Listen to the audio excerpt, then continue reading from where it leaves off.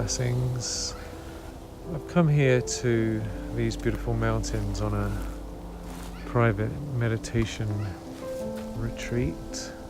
So beautiful. The leaves are falling down. And I wanted to share something with you that I've discovered a little bit more deeply that might help you out. We live in a world where people have become overstimulated and addicted to stimulation. So cell phones, technology, content, large amounts of caffeine, drugs, alcohol. Technology changes all the time, updates, everything's really fast, right? And that creates beta waves, fast brain waves, right? So we're in this sort of frantic state most of the time. And that frantic state actually requires more of what it is, right? What we've become, we attract to us. So in other words, if we are used to these fast beta waves, we get addicted to them and we can't experience anything beyond that.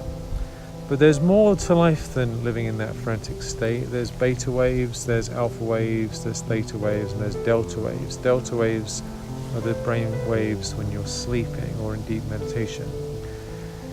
And what I've noticed doing a lot of meditation recently and in my life generally is that meditation shifts the brain waves and puts us into theta, alpha, theta, and delta waves. And it's such a much more beautiful, blissful consciousness to have. So beautiful.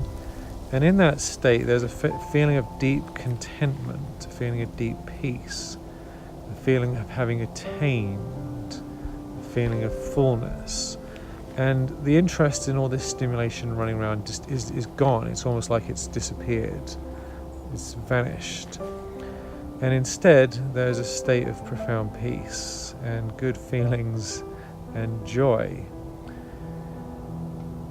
Now, once we're in that state, then we like it, right? And everything seems great. And then all this stuff that modern culture seems a bit ridiculous. Because what's the point in checking the news a million times, and checking messages and doing this and running around if we feel profoundly blissful and peaceful anyway? So what I've come to realize is that we can't solve this mad world through the means that has created it.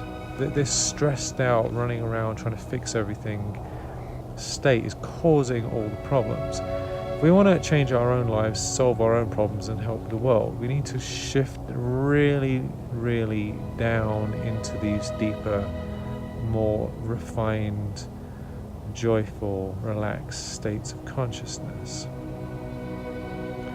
And then half the problems, or maybe 80% of the problems, disappear without doing anything because they're only a problem from that level of consciousness, right? We see things as problems that aren't really problems, and we start having desires for things which we don't really need.